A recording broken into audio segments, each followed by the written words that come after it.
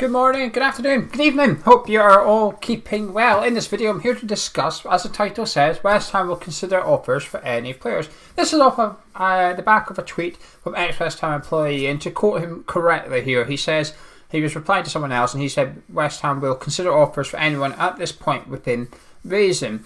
Now, that's not too surprising, is it? Let's face it. Every footballer in the world of football has a price. Every single one of them. The only reason no one signed Messi, no one can afford him. But Juventus signed Cristiano Ronaldo. So I always think everybody is for sale, essentially. You just got to come up with the money. And they don't always reflect good value. But with the situation going on in football at the minute, in terms of the money and the finances, I think there's now opportunities for those clubs that do actually have money going into the transfer window.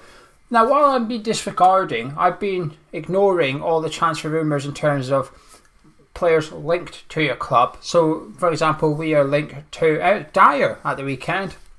Ignored it. Whatever, not that bothered by it. But I think what you can do is pay attention to the rumours regarding clubs trying to sell certain players. So as a West Ham fan, I would disregard that rumour. But as a Spurs fan, I think there's probably something in it, that they are probably trying to sell Eric Dyer in the summer. So when it comes to West Ham, when I see us linked to players, I'm going to ignore most of them. But when I see players not being linked to a particular club per se, but for players that we are perhaps maybe putting out in the shop window and it's a bit like a boomerang, don't you? You throw it out there and it comes back at you. And what we're doing is throwing a player's name out there in the boomerang and seeing what comes back on it, if there's any clubs interested in that player. Because I do think we're going to need to sell some players this season. I think our net spend this summer at West Ham will be at best 5 to 10 million. I wouldn't be surprised if we make a profit on player sales this summer. We've known at the start of the year, the start of the calendar year, the owners deferred the £45 million loan repayment they were due because the club can't afford it. It's just not there. It wasn't in the bank. They had to break the bank to get Sebastian Haller last summer. And then in January we tied ourselves into signing Tomas Soucek should we stay up, which is still in the air, but it's looking we're in a good position to stay up should football resume, and then Soucek would inevitably become a permanent signing, which is £16 million goes over to his club.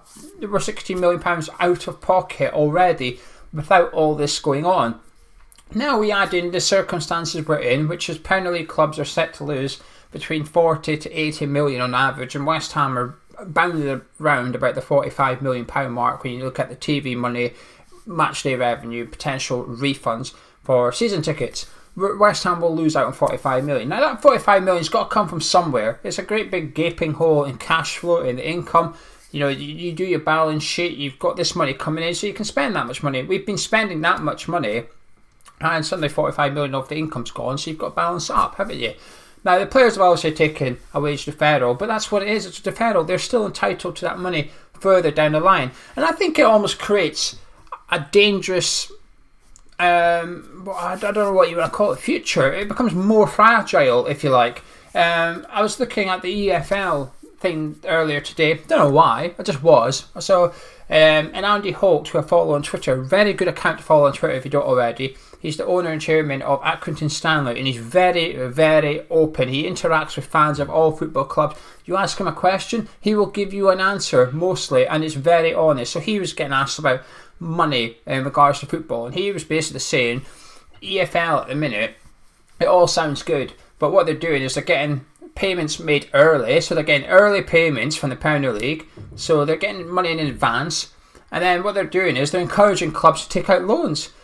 So he was suggesting this is extremely dangerous. They're saying to club, put yourselves into more debt, and then in the future your cash payments are going to be down because you've already had the money. And he was saying, you know, he reckons in a few years' time possibly that the lower league clubs are really going to run into financial trouble because of the offers being made available to them. And I thought about it, and I thought he's got a damn good point here, because it does sound good. all these clubs are getting a bit of money, can borrow, but eventually it's going to cause problems. And I was thinking, can we replicate that to our own football clubs in the Premier League? And ours is obviously West Ham, so I was thinking, can we do that? Now, we know that the owners are injecting 30 million in cash in May. Next month is when they're going to be putting 30 million into the club. That's fine. That's going to tide us over. It's not a loan. But they've got to still find money from somewhere to tide us over, to see us through. And the players' wages that are getting deferred at the minute need to be paid in the future.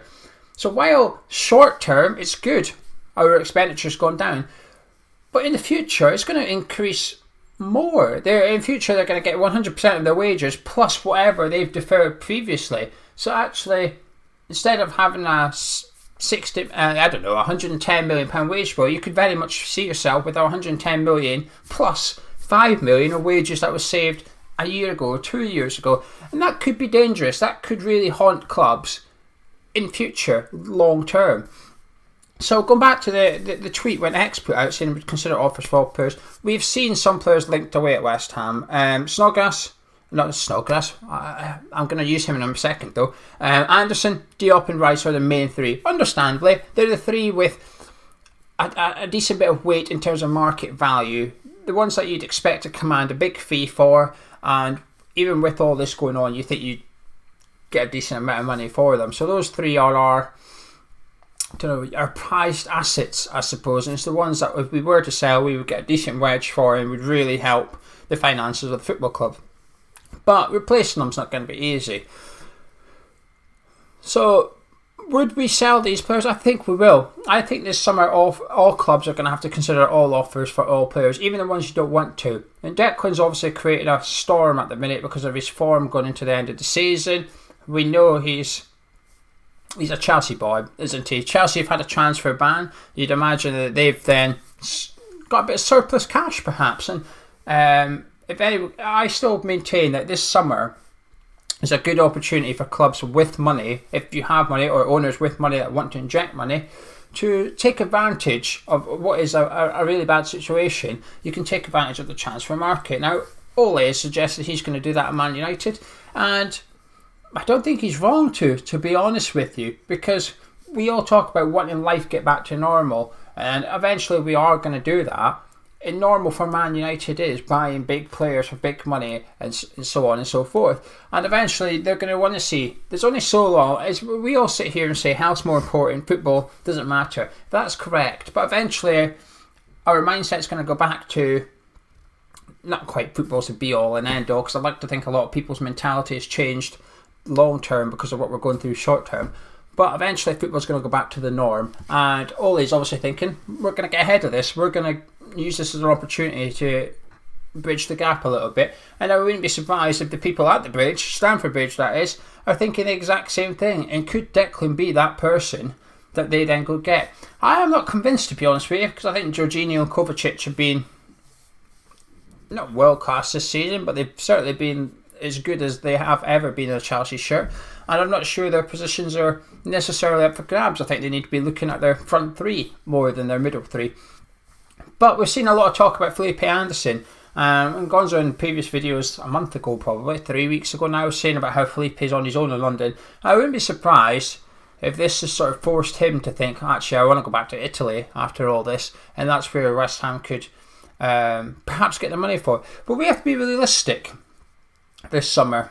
This summer is going to be an odd one in terms of transfers, in the sense that, you know, I don't want to say clubs will get let off with selling everyone. If Rice was to leave without anything unusual, the football finished in May as normal, there was no health crisis going on and he was to leave, there would be an uproar from fans. Fans would be angry that we're selling our best young talent.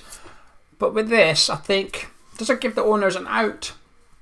I don't think so. But I think fans might be a bit more understanding in the sense that we need money and we've got to balance the books, and that we have paid our staff 100%. You get a little bit of leeway for that, I think, as a football club. So yeah, that's it really. That's all I wanted to discuss. I know I haven't discussed it loads too much, just that I wouldn't be surprised if one of our big players do go this summer. And I don't think we can be too averse to selling them either. It's all about replacing them, because while we're thinking, hang on, who's going to sign Rice? There's not loads of clubs with loads of money. If we did sell Rice, we would then have money to take advantage of what is a very fragile transfer market, because we have last year I did say to Gonzo, I said I'm a bit concerned that we're selling all our, what I would consider the deadwood. We were getting rid of all the fringe players, if you like, and gathering all this sort of money, and eventually your squad becomes the right number. You don't have any surplus players. Every time you sell one, you've got to bring someone in.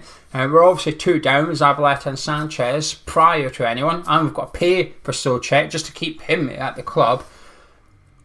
Zabaleta is replaced by Ngakia, isn't he? That's that sorted. Sanchez doesn't really need replaced because he's not played a role here. So I do think we can see a 1 out 1 in policy at West Ham this summer, providing that we make Souček permanent.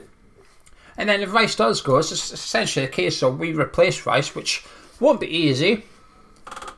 But this is where we can take advantage of if the season gets null and void, which I don't think it will. I think they are going to play it to a finish now.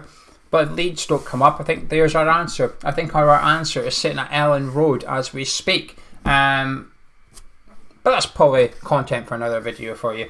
Anyway, let us know what you think about players potentially getting sold. Felipe Anderson, as I said, Diop and Declan Rice in particular. The noise is definitely around Declan Rice over the last week or so. But any player up for sale, they've all got their price, I say. So let us know what you think. If you enjoyed the video, drop a like on it, subscribe if you're new, and we'll catch you in a bit. Have fun, look after yourself, and take care.